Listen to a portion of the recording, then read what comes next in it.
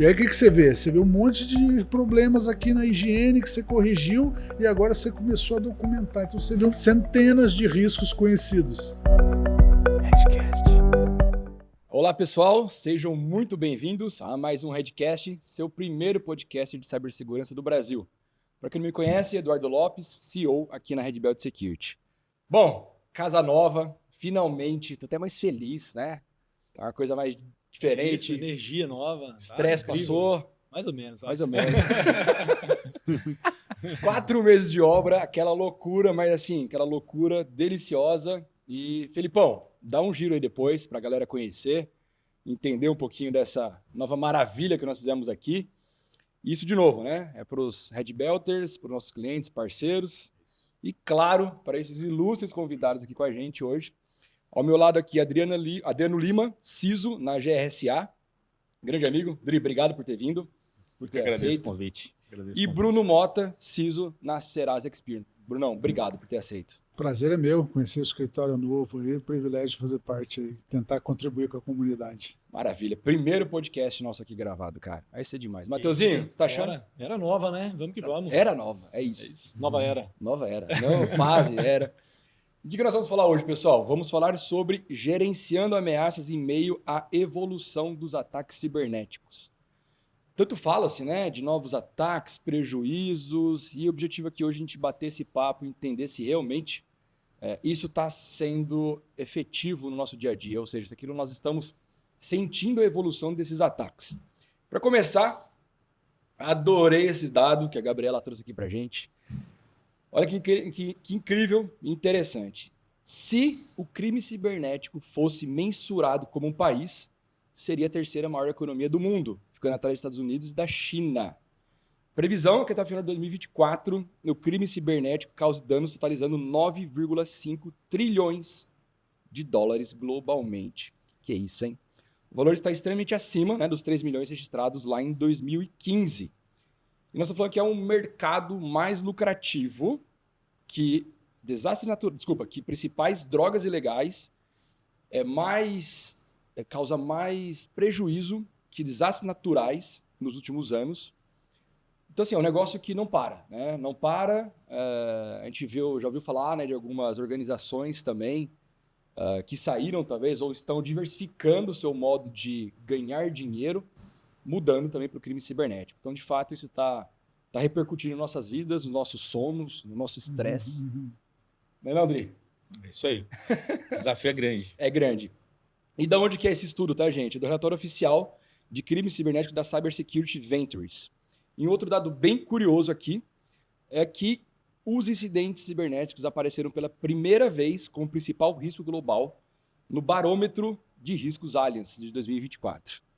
Então, quer dizer, os riscos, né, que eram mais preocupantes, como catástrofes naturais, explosões, incêndios, eles caíram de posições, crises políticas, e risco cibernético se tornou o primeiro.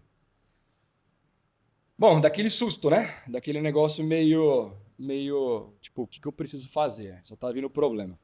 E esse mesmo estudo aqui da Allianz está dizendo que os grupos, né, criminosos estão realizando os ataques com muito mais rapidez, quando a gente fala de ataque de ransomware. Antes, o que levava em média, isso em 2019, 60 dias para realizar um ataque de ransomware, estão chegando agora, né, para 4 dias com o estudo feito em 2023.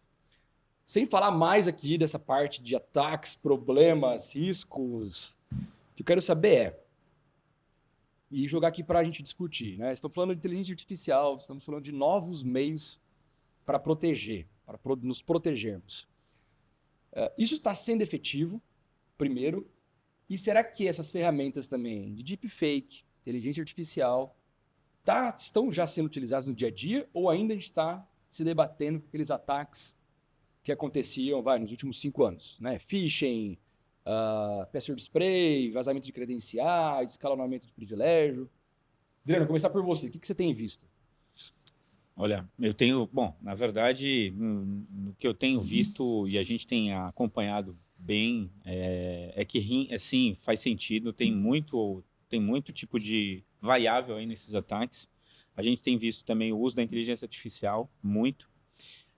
A questão do deepfake, né? Tivemos alguns casos famosos aí de uso de deepfake em conselhos e empresas, né, forjando ali reuniões e fazendo transferências milionárias, inclusive. E isso tem causado, sim, alguns transtornos e preocupações nos executivos, em profissionais de segurança. Para mim, para nós, né, tanto da companhia quanto na experiência que a gente tem, isso tem se escalonado cada vez mais, né? A inteligência artificial, ela vem de um lado para ajudar, mas acho que a gente vive uma história muito conhecida do antigamente, que a gente falava do antivírus, que tinha um antivírus, o cara que criava vacina era o mesmo que criava o vírus, né? Agora, a inteligência artificial, a gente está na mesma situação, uma coisa meio que parecida. Aquele que cria, que ajuda a construir, salvar e ajudar a proteger, também pode atacar. Então, eu acho que é super relevante esse dado, é muito realista e está, sim, causando muitos prejuízos aí para as companhias. Sim. Tem visto isso, Bruno? Tenho. Eu gosto muito de um relatório do World Economic Forum que chama Risk Report. Todo janeiro de todo ano eles lançam esse Risk Report. Para esse ano, a principal risco mundial é desinformação.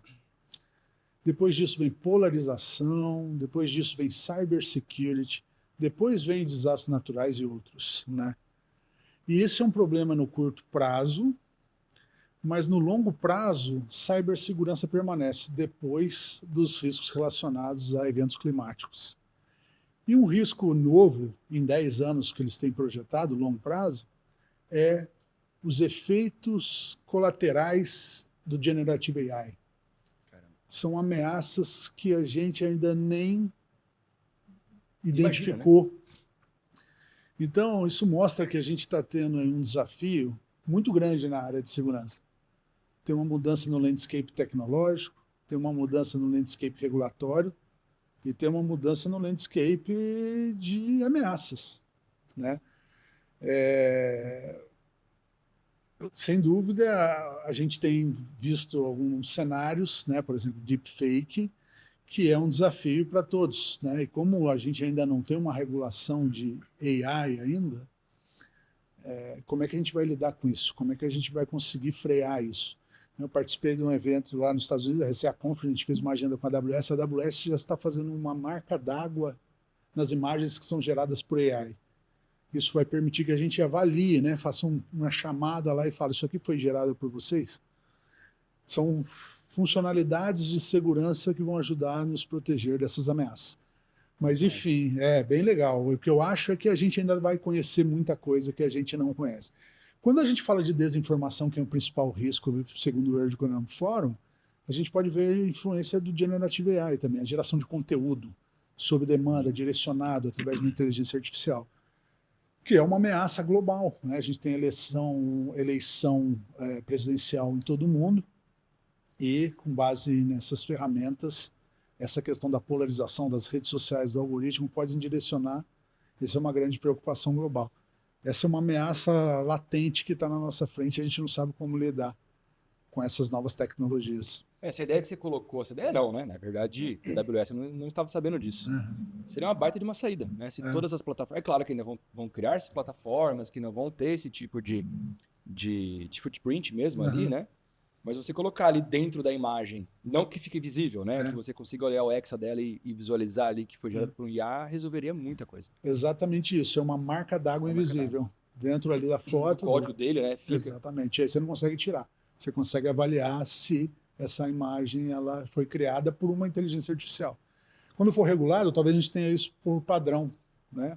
Mas enquanto não é, eles já estão saindo na frente e colocando essas funcionalidades, porque você imagina o risco disso, né? De gerar imagem, de gerar deepfake, de extorsão, de ameaças relacionadas a esse conteúdo que, enfim, a gente está nos...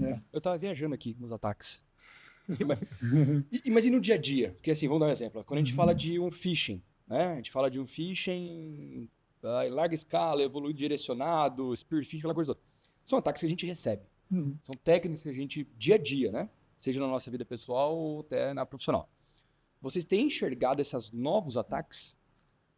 Não estou falando, né, da empresa, estou falando assim, como vocês, pessoas físicas mesmo, né? Vocês já passaram por algum ataque de deepfake?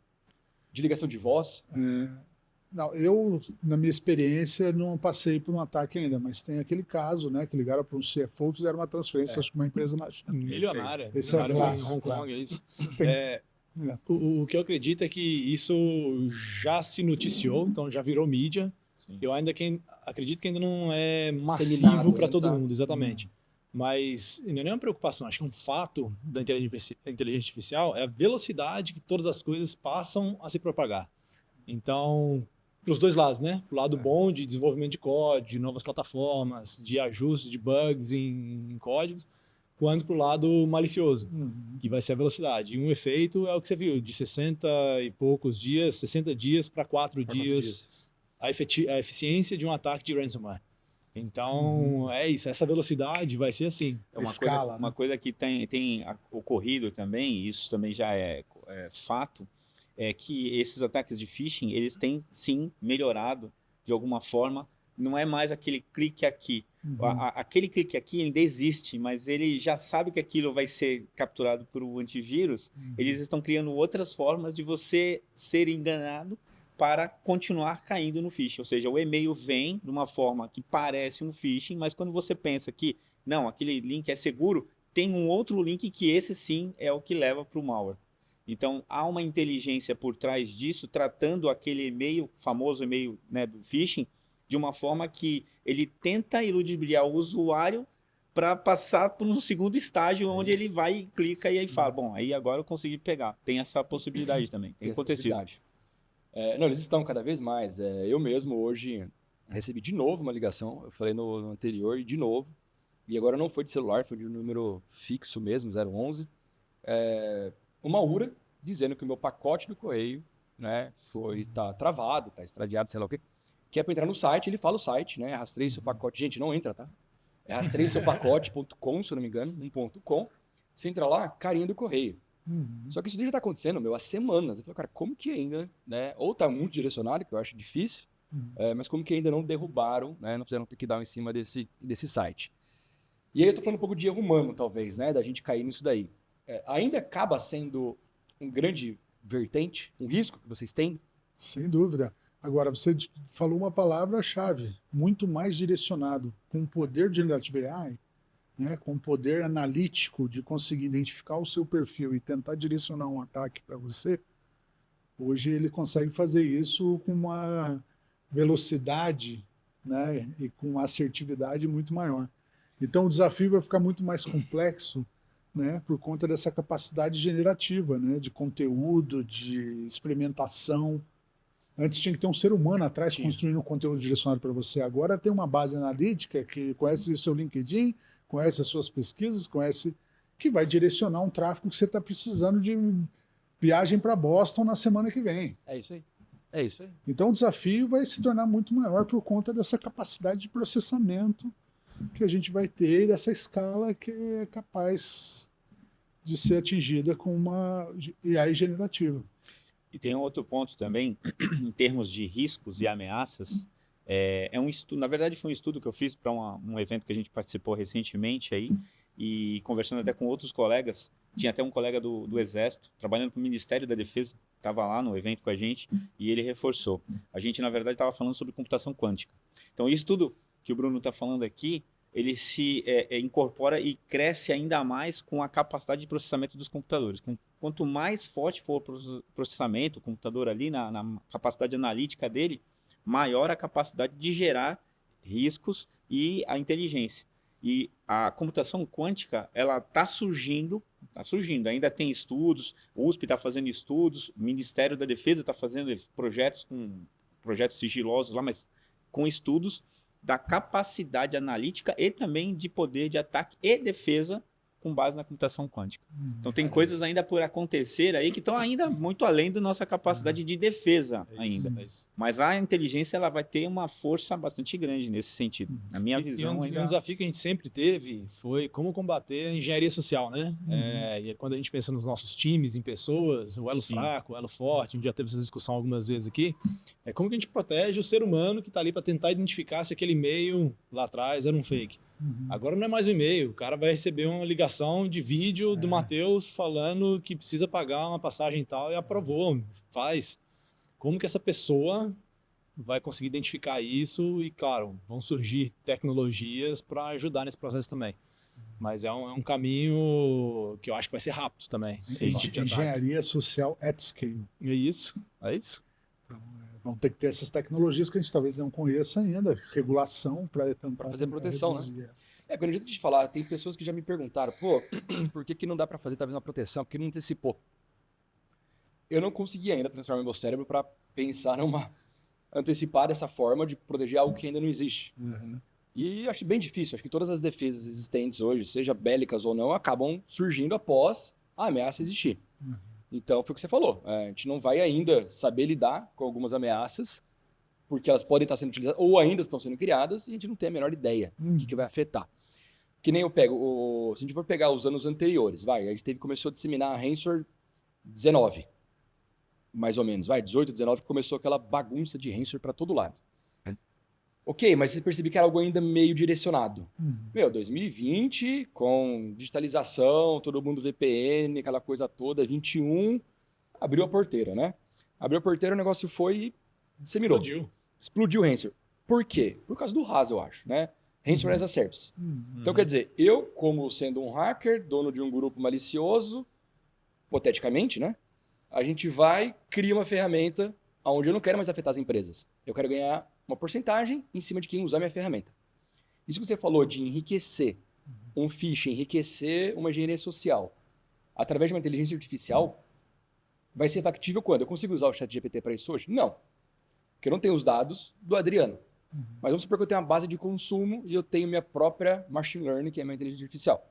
E eu vou inserindo os dados ali. E eu vendo uma subscrição para você criar o seu phishing. Então, assim, a partir do momento que esses grupos começarem a criar essas ferramentas de ataques, aí eu tenho certeza que a gente vai lidar, cara, com ataques atrás de ataques em larga escala. Independente se eu sou do setor financeiro, de alimentos, da onde for, de fraudes, antifraudes, eu vou estar sujeito a isso. Ou falei muita abobrinha? Não, você tá certo.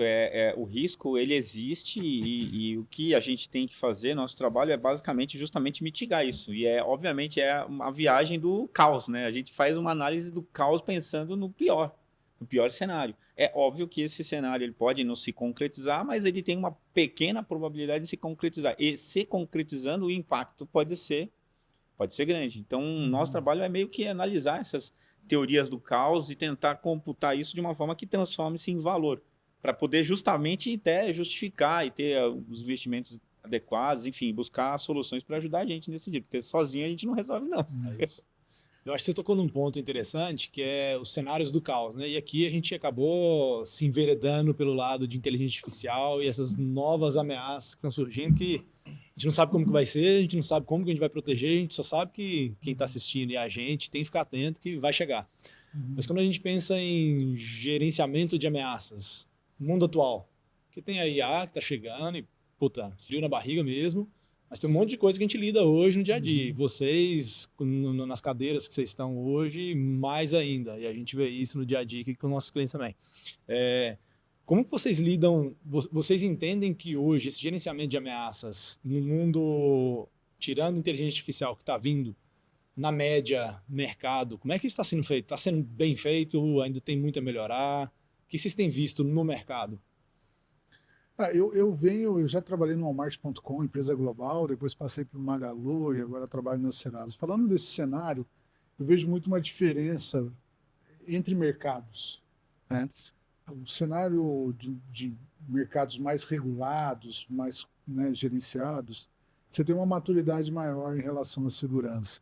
Os mercados menos regulados, ou empresas que não fazem parte de uma multinacional, tem uma maturidade menor, né? Tem uma pressão menor. Sim. Né? Então, eu acho que a gente está evoluindo em relação à proteção. Eu vejo bastante, o nosso mercado está investindo bastante em segurança, aí as empresas financeiras e tudo mais. E a gente está conseguindo, já tem, né, acho que os bancos principalmente já têm aquele orçamento de risco anual, né? E a gente está monitorando esse grande termômetro aí. Acho que está adequado o apetite de risco, a velocidade do negócio. Eu acho que o mundo tem mudado muito, né? De novo, a gente tem um movimento de cloud. tem um movimento regulatório, as empresas aí estão fazendo um movimento de aquisições. Isso muda a ameaça que ela convive, né? Por exemplo, eu sou uma empresa de alimentos e eu compro uma fintech. Mudou o jogo. Totalmente. Então você trouxe uma série de novas ameaças, até de regulatórias, mudanças regulatórias, para o seu negócio. Então essa aceleração dos negócios desafia muito a gente a estar sempre atualizado, sempre evoluindo em relação à segurança para estar adequado ao cenário que a gente está convivendo hoje. Agora, estamos prontos, né? Estamos num cenário aí desfavorável. Acho que a gente está evoluindo bastante e tem mantido aí como é que eu posso dizer? A gente tem mantido um nível adequado para o nosso mercado do combate ao crime, à ameaça, a riscos de segurança. A gente não vê grandes incidentes. A gente tem mantido controle dentro do que o nosso mercado aceita. O que o Bruno coloca, e eu corroboro nesse sentido, é que existe uma questão que depende muito do negócio para negócio, né? Obviamente o apetite ao risco, investimentos para isso e tudo mais, mas de toda forma, as empresas em geral, né, os negócios em geral, têm estruturas aí onde são focadas, conversando com alguns colegas da área, né, tem times que são focados em uma estrutura enorme só para cuidar, por exemplo, de vulnerabilidades. Outra voltada ali para o Red Team, Blue Team. E detalhe, são times diferentes com muita gente embaixo. Então depende muito da empresa. Tem cenários que você tem uma estrutura enorme, com investimentos absurdos, com budgets absurdos. Por quê? Porque é do negócio da empresa. Aí, curiosamente, conversando com um colega esses dias, até perguntei para ele, vem cá, você tem seguro cibernético?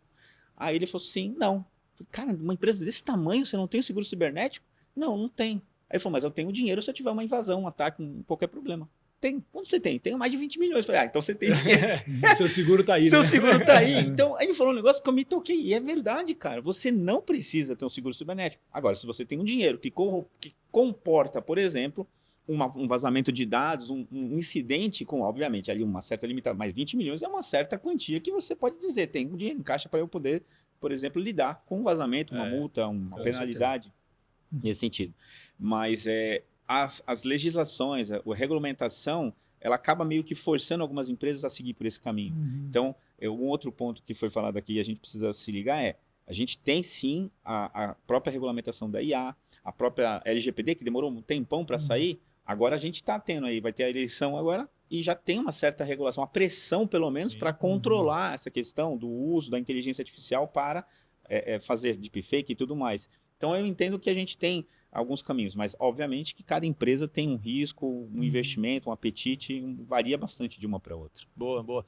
Você trouxe um cenário aqui que eu queria explorar um pouquinho mais, até também trazer um termo para a gente explorar aqui na mesa, que é modelagem de ameaças, o threat modeling, né?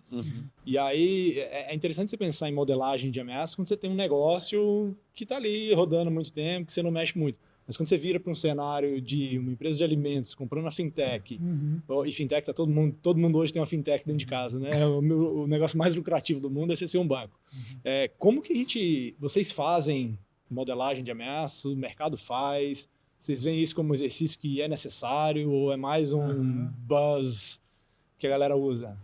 Para mim, modelagem de ameaça é o melhor modelo para fazer assessment de risco em estágio inicial. Agora eu gostei, hein? Agora eu quero explorar isso aí. Eu não sei, eu não consigo repetir. Agora eu quero ouvir, vamos lá. Eu adoro, né, eu por curiosidade, tem um livro da Microsoft 2006, que era Security by Design, eu conheci o autor Steve Lipner, olha só. lá no Walmart.com, quando eu trabalhei lá. E aí eu falei para ele, puta, muito legal o seu livro. Ele falou, putz, tá tudo errado, cara, porque o ágil mudou no período que eu escrevi o livro. Muito legal, ele bacaníssimo. Mas eu adoro o modelo de modelagem de ameaça. Quando a gente fala modelagem de ameaça, geralmente as pessoas entendem aqueles frameworks, Stride, né? Mas a modelagem de ameaça vai além disso, na minha opinião. Ela é a capacidade do pessoal conseguir, né, de você empoderar a primeira linha de defesa, empoderar as áreas de negócio, a avaliar o próprio risco. Isso para a segurança é essencial, porque quando você avalia num estágio inicial, você reduz o esforço de sustentar a segurança no futuro, que é identificar coisas depois. Esforço de sustentar a segurança é resolver vulnerabilidades que você não identificou no começo. Então, eu sou um fã, por onde eu passo eu tento implementar isso, mas eu tento empoderar que as pessoas da área de tecnologia, da área de negócio, consigam fazer a própria avaliação. E eu coloco a segurança muito como uma área de suporte, como os especialistas para entender o melhor caminho e identificar o que não foi identificado pela primeira linha de defesa. Boa. Eu acho essencial, respondendo a sua pergunta. Acho que eu Boa. poderia começar. Eu posso abusar da sua boa vontade e do seu conhecimento? Conta comigo. Eu sou... Você consegue dar, de uma maneira resumida, claro, quais são os passos que eu, na cadeira de CISO hoje, que não faço atividade de modelagem de ameaças, deveria seguir de maneira macro mesmo, que a gente não tem tempo nem vai entrar começar, no detalhe, é isso. O que eu faria? Né? Primeiro, preciso entender, para a gente escalar na segurança, se você pedir para a área de negócio abrir uma requisição para que você avalie o risco, a gente já perdeu o time e a gente não consegue escalar, né, na velocidade do negócio. Então, de novo, pessoas, processo, tecnologia, people-centric. Vamos empoderar as pessoas a fazerem a avaliação de risco. Vamos entender as ameaças que existem naquele segmento, na fintech, e vamos olhar de cima, em estágio inicial, para ver se a gente identifica os problemas. Mas para isso você precisa treinar esse pessoal. Né? Se você quiser ficar como dono do processo, eu acho que você também não vai conseguir escalar na velocidade que a gente precisa, que as empresas precisam. Então, treinar as primeiras linhas, estou falando do modelo de 3 linhas de defesa, mas treinar as áreas de negócio e tecnologia para que eles possam executar e você contribua só com a sua avaliação. Então, acho que seria entender o modelo e começar a treinar as pessoas para que elas estejam empoderadas para fazer. Boa.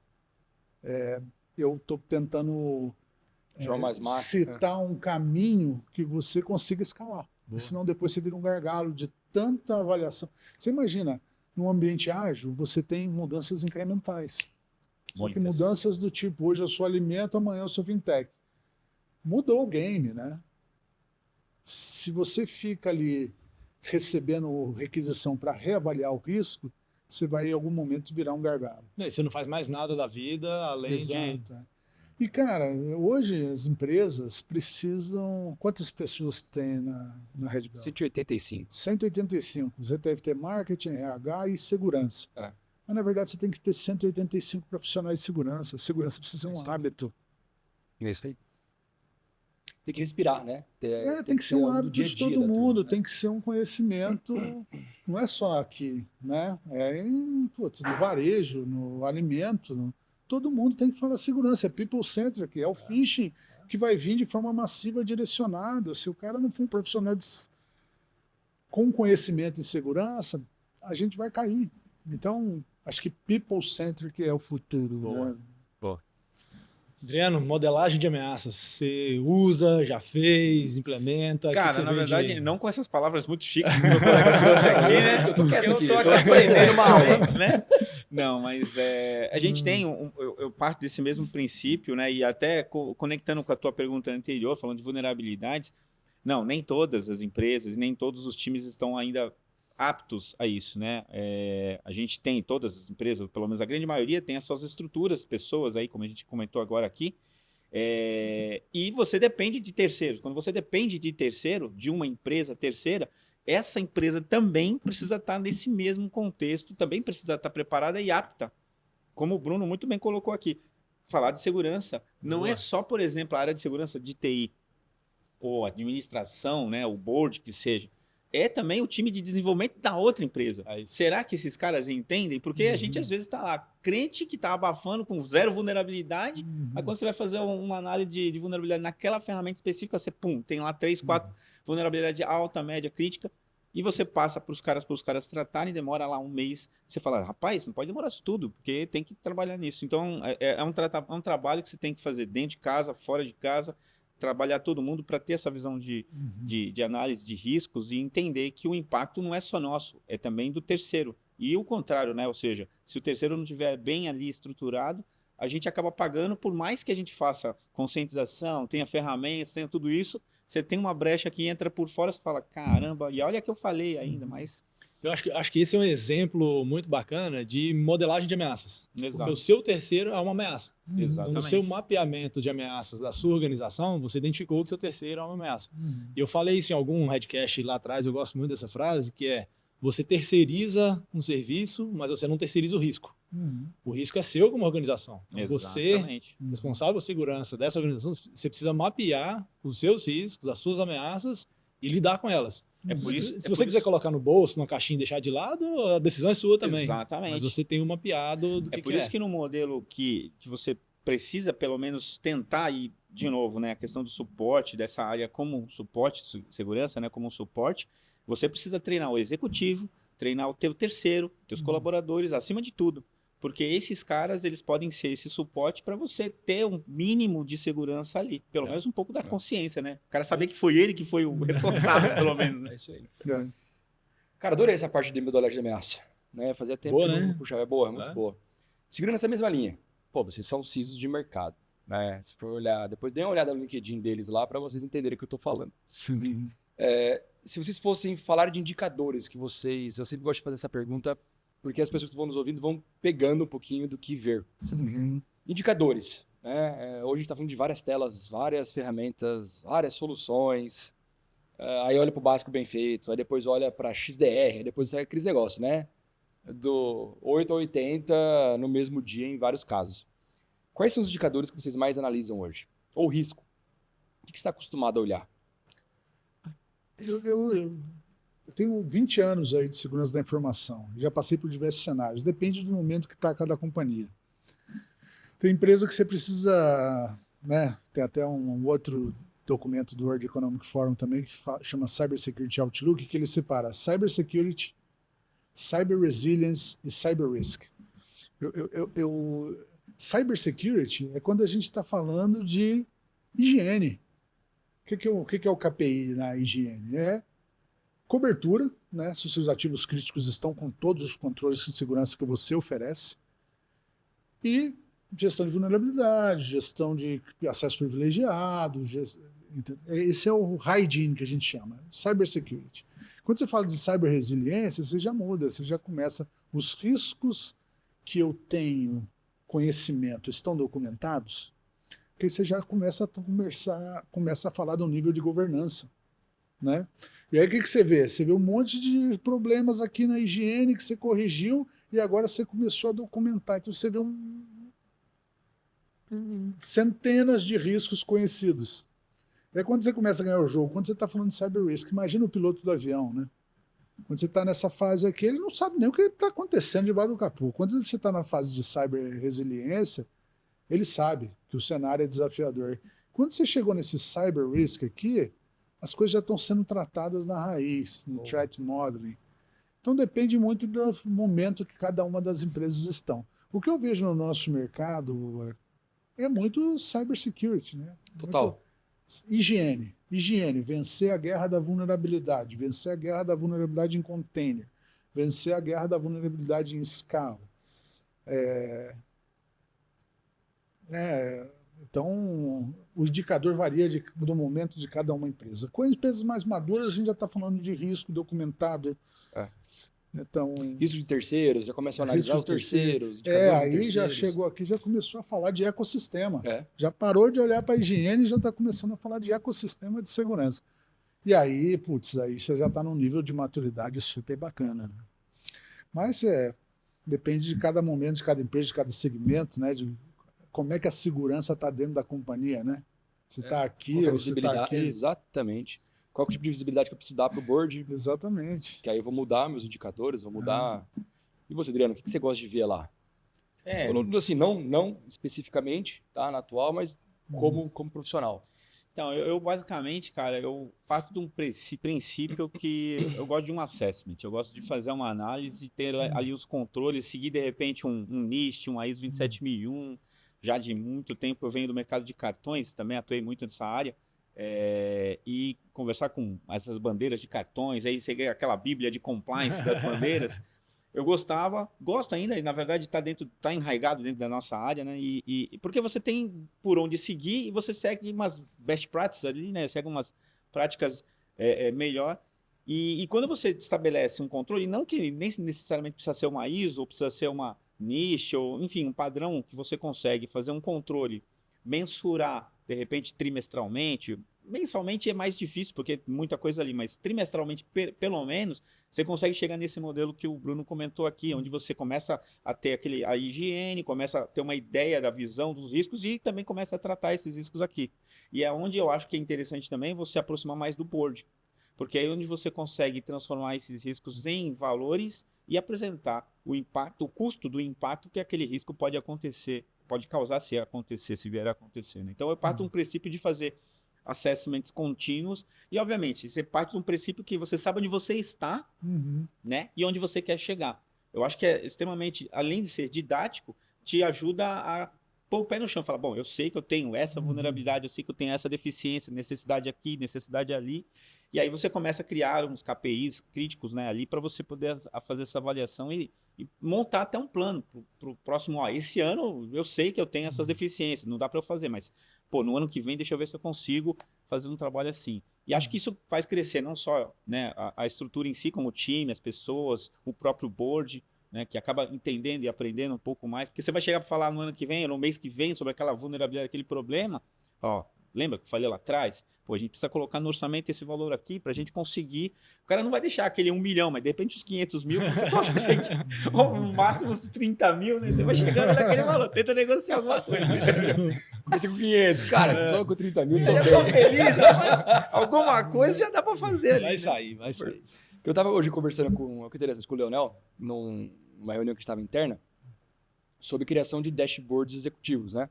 Já temos os nossos indicadores, KRIs, KPIs, daí em diante, e que a gente mostra para os nossos clientes. E a gente estava, pô, vamos evoluir, né? Toda hora a gente está olhando para melhoria. Dividir um pouco disso, né? Que era muito assim, quais são as ferramentas que a gente tem. A gente não estava chamando de cobertura, mas visibilidade. Eu vou transformar para cobertura, tá? Adorei o cobertura. Legal. Que é visibilidade, ou seja, tudo aquilo que eu tenho contratado, que eu estou tendo de visibilidade do meu ambiente. Então eu tenho lá 1000 endpoints, eu estou de fato utilizando os 1000 ou não, né? Não, estou, beleza, mas dos 1000, tá, só 900 respondendo. Então, assim, 100 tá com problema, certeza. E entendimento do risco. Porque é o que? É exatamente isso. Primeiro, o que eu tenho de ferramenta no meu ambiente? Está sendo coberto, está sendo instalado, está sendo monitorado em todos os ativos? Está. Agora, o que eu poderia ter para melhorar? Então, assim, vamos supor, eu tenho um Threat Intelligence no meu ambiente contratado? Não tenho. Cara, mas não dá uma baita visibilidade? Dá. Então, assim, tá faltando. Então, o primeiro é o que eu tenho contratado, o segundo, o que eu poderia contratar. Aí o terceiro é a visibilidade do risco. Porque se eu não tiver visibilidade do que eu estou monitorando ou a cobertura, eu não consigo falar que eu tenho um risco naquilo lá. Exato. Né? Pode ser que, por um milagre, estava ativo lá a atualização automática e está com o update em dia. Mas como eu não estava monitorando, eu também não sei. Mas eu não posso falar que está com um risco grande. Você está sem com saber. AF em tudo, só que não está em modo block. Isso daí acontece. Essa é a cobertura, né? Essa é a cobertura. Você precisa enxergar. E por cima disso, como está seu programa.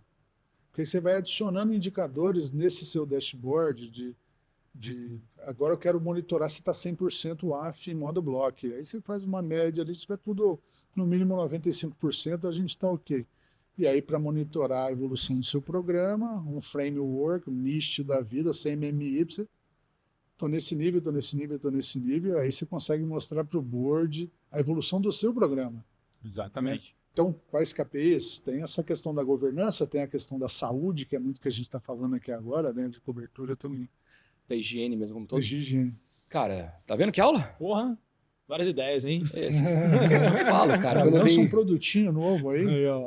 Não, então, porque assim, que é uma dor nossa como consultoria, quando, clientes, parceiros, me dá os indicadores, mas né, eu cuido ali do, vou dar um exemplo bem básico, né? Eu cuido do seu SOC, que eu seja N1, N2, N3, mas eu não sou responsável pela gestão, vamos supor, do seu endpoint, eu não sou pelo AF, eu não faço o Threat Intel. Sim.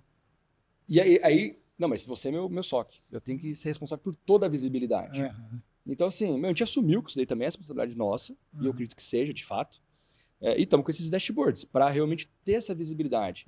Algumas coisas a gente consegue ter acesso, e outras é o próprio CISO que tem que ir lá falar, não, isso daqui eu tenho. Aí, é claro, se ele estiver negligenciando algumas coisas ou não, aí o risco está sendo aceito. E né? aí, se você me permite, você trabalha com várias empresas. qual empresa hoje tem condição de te dar essa informação? Aí a gente vai falar de como é que está o nosso mercado. Exatamente. Quando assim, eu, sem brincadeira, Sim. e vocês não precisam me responder, tá? Mas grande parte, que aí eu converso com os CISOs, Sim, com nossos né, amigos, clientes, eles falam, cara, joias da coroa. Você tem visibilidade do seu parque inteiro? Grande maioria fala que não, tá? E eu sei daquele sistema específico, eu sei. Do restante todo, do nível 10 eu sei. Ali do 9, 8, 7, 6, que pode impactar meu negócio, eu não sei 100% aonde que estão esses servidores, essas aplicações, essas bases de dados. Aí a gente está falando de gestão de ativos. Gestão de ativos. Quando, né, se for falar de cyber-resiliência, a gente precisa conhecer quais são os ativos críticos que param o negócio, É isso aí. que oferecem risco para a segurança, confidencialidade.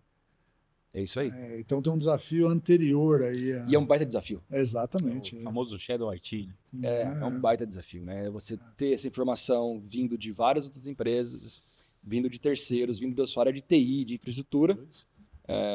E é uma briga que todos nós temos boa, né? De tentar mapear isso o quanto antes. Que aí, Você percebe que a gente está falando de higiene.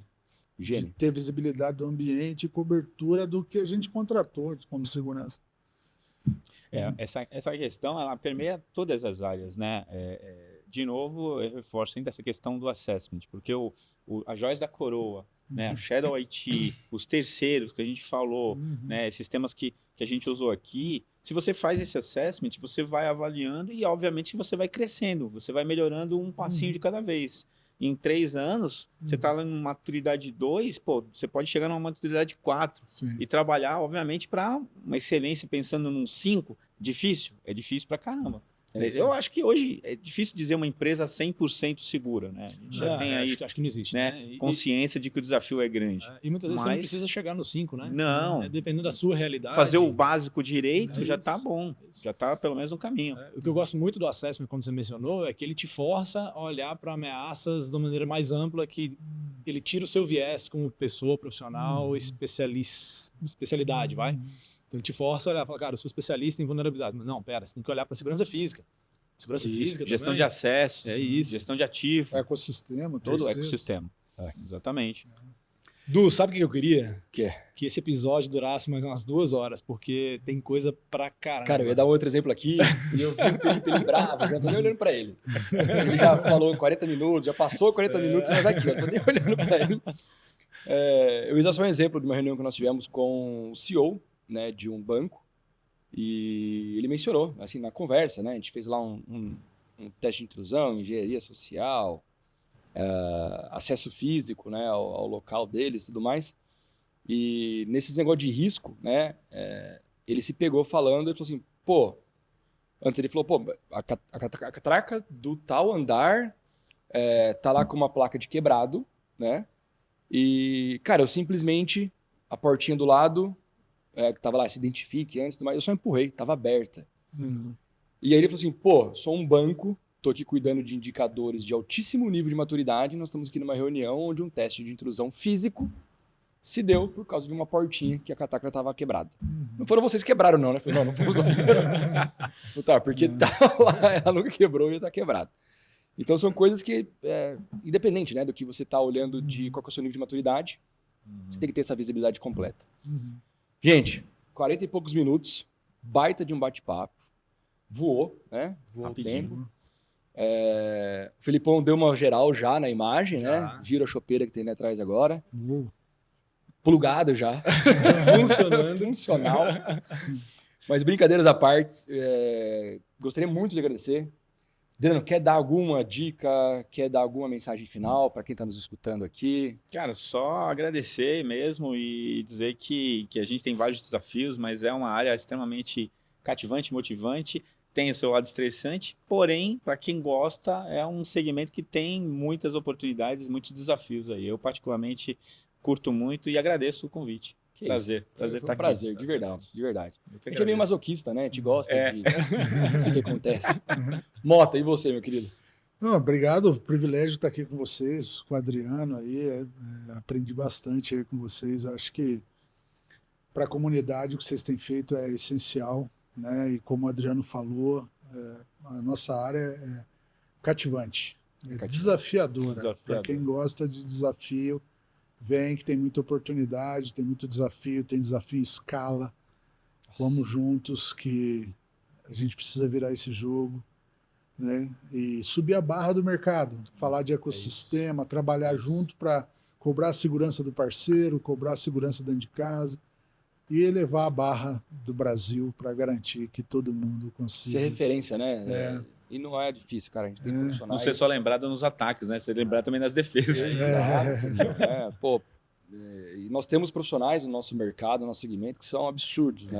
Sim. Olha vocês aqui. Então, são uma turma muito, muito rica aí de conhecimento, de contribuição. Mateuzinho, obrigado.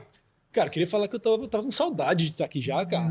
De voltar nesse nível, escritório A novo. gente deixou a essa galera toda dupla aqui. de remoto, né? Porque assim, tava com 2 escritórios aqui e lá.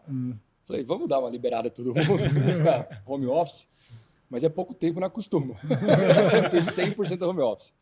Mas voltamos, a delícia ver a casa Bom cheia. demais. Excelente. Ontem, inauguração, aquela bagunça, Isso aí.